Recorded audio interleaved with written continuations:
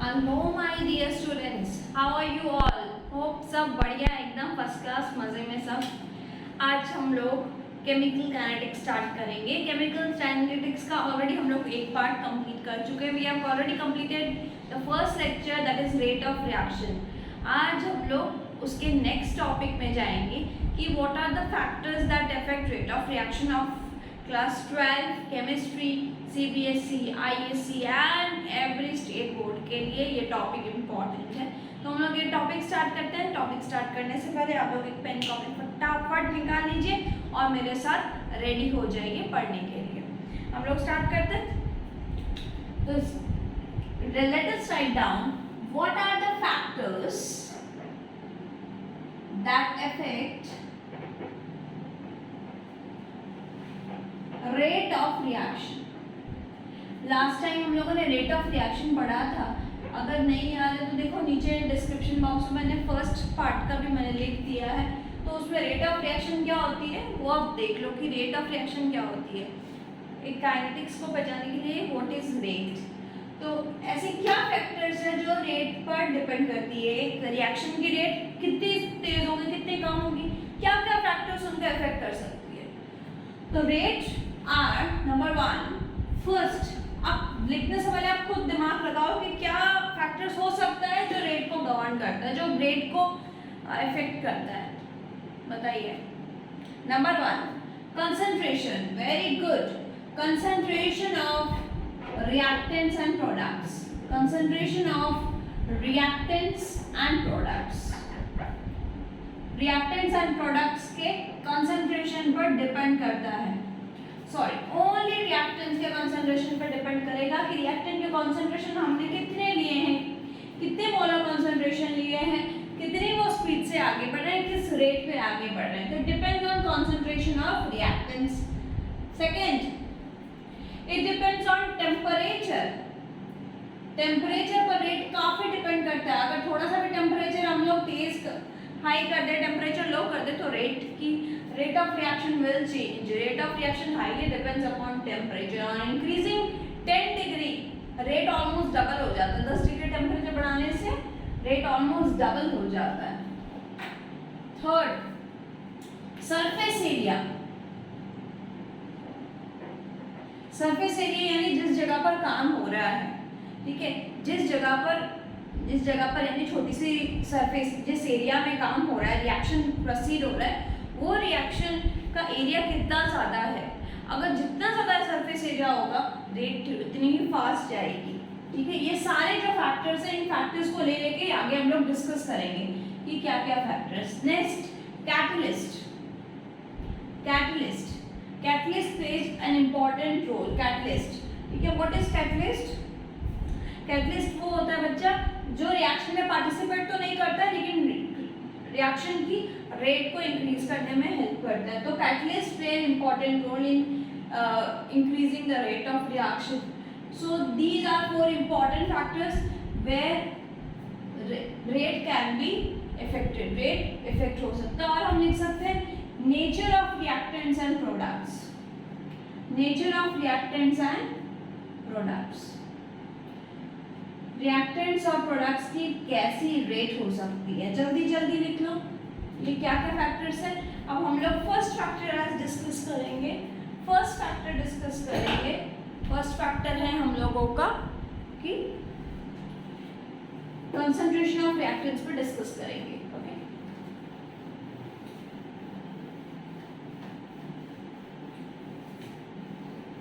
तो let us discuss about concentration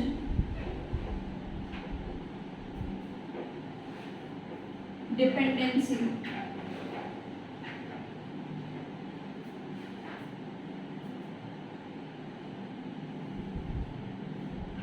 rate of reaction। rate of reaction concentration पर किस तरह से डिपेंड करता है।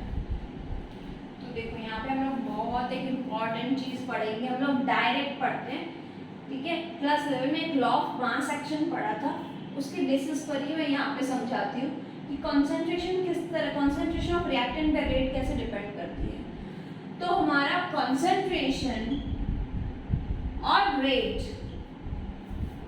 जो इन लोगों का कंसंट्रेशन और रेट का जो रिलेशनशिप है, कंसंट्रेशन और रेट का जो रिलेशनशिप है, वो रिलेशनशिप हम लोग अभी लिखेंगे कि किस तरह से ये लोग रिलेटेड है।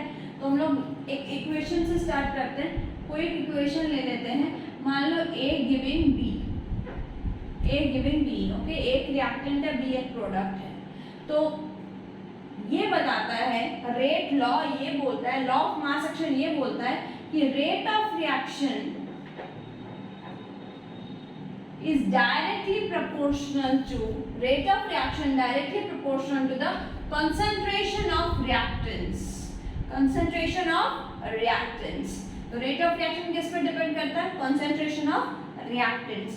और अगर इस reactant के सामने कोई stoichiometric coefficient है, यानी इसका कोई coefficient है 2a, 3a, 4a, that is मैं यहाँ small a से represent की हूँ, the stoichiometric coefficient may or may not be raised in the power of this concentration term। तो ये यहाँ पे पावर लगा देते हैं, बता रही हूँ क्या है।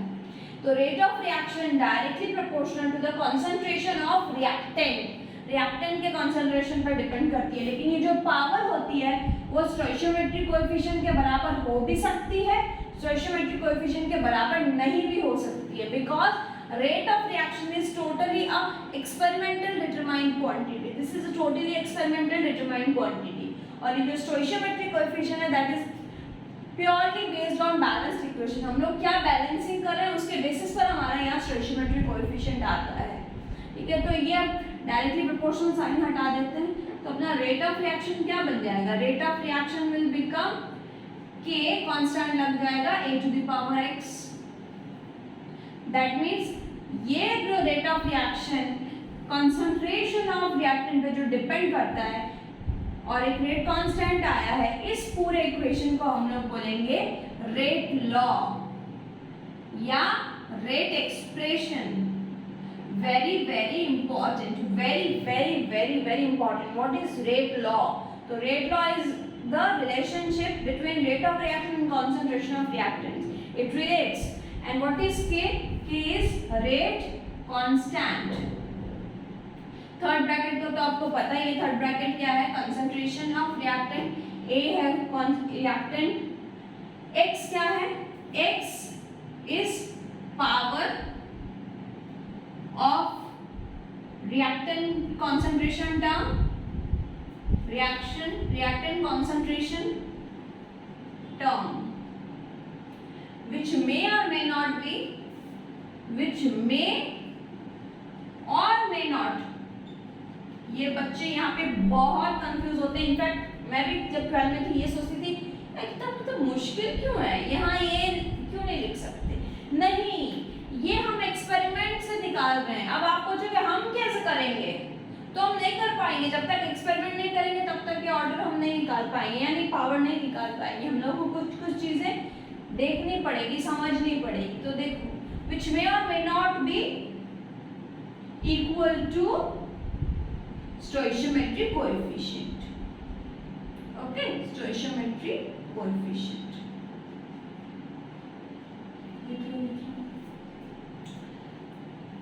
मान लो एक और रिएक्शन लिखते हैं, small a capital A, small b capital B से स्मॉल c डी डी।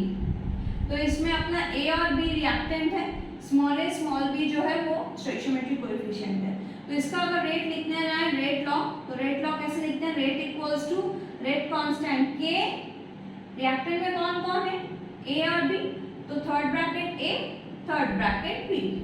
अब उनके power small a small b आ भी सकता है, नहीं भी आ सकता है, इसलिए हम x y लिख सकते हैं।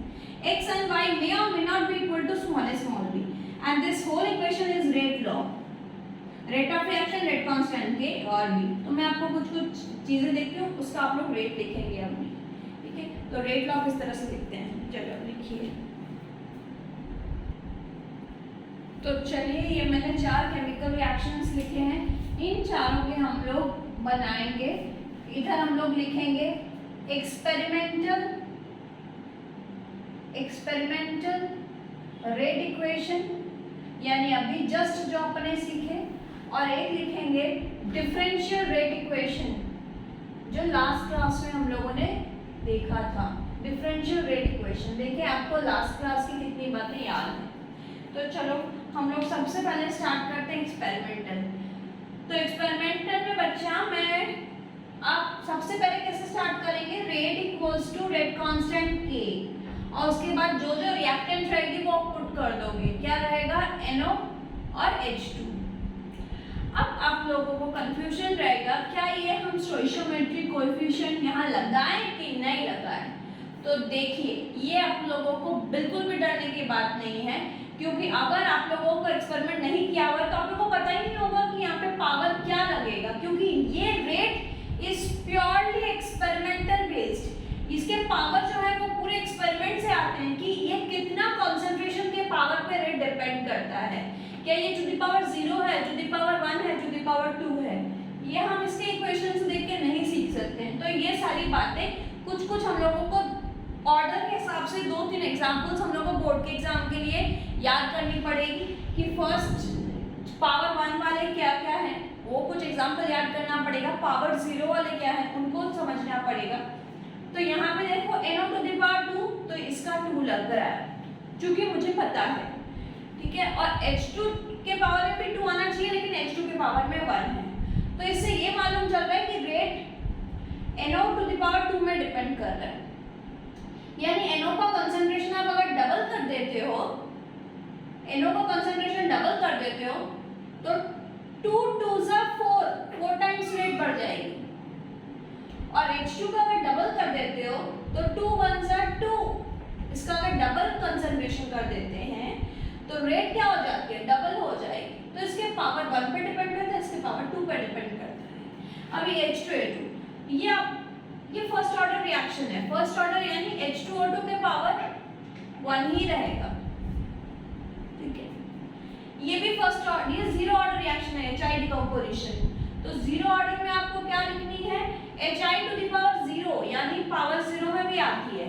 व्हाट डज दिस मीन, क्या 0 का मतलब क्या हो गया, anything to the power 0 is 1। इसका मतलब कि अगर एनीथिंग टू द पावर 0 हो गया यानी ये तो पूरा 1 हो गया, यानी रेट HI के कंसंट्रेशन पे डिपेंड ही नहीं करता। आई मजे की बात समझ में, HI का कंसंट्रेशन चाहे कुछ भी ले लो, rate will not depend on the concentration of HI का कंसंट्रेशन पे डिपेंड नहीं करेगा, because its order is 0, its power is 0, so it does not depend on the concentration of HI। अब ये आपका रेट हो गया K NO square O2, okay. ये जैसे है वैसे ही डिपेंड करेगा। इससे हम लोग ऑर्डर भी पता कर सकते हैं, ऑर्डर नेक्स्ट जाएंगे। पहले डिफरेंशियल रेट कर लेते हैं। डिफरेंशियल रेट बहुत आसान है, तो रिएक्टेंट के सामने नेगेटिव लगा के करते रहो। रेट इक्वल्स टू सब में एक जगह ही करते हैं, minus half del NO by del T, याद आ गया, minus half del H2 by del T equals to plus del N2 by del T equals to half del H2O by del T। That means तुम लोग बोलोगे ये भी rate है, yes, दोनों के वे ऑफ राइटिंग अलग है। ये एक्सपेरिमेंटल रेट है, दिस इज डिफरेंशियल रेट। दोनों, हाँ मैं इसके बराबर ये लिख सकती हूँ, नो प्रॉब्लम। इसका जो रिएक्टेंट का रेट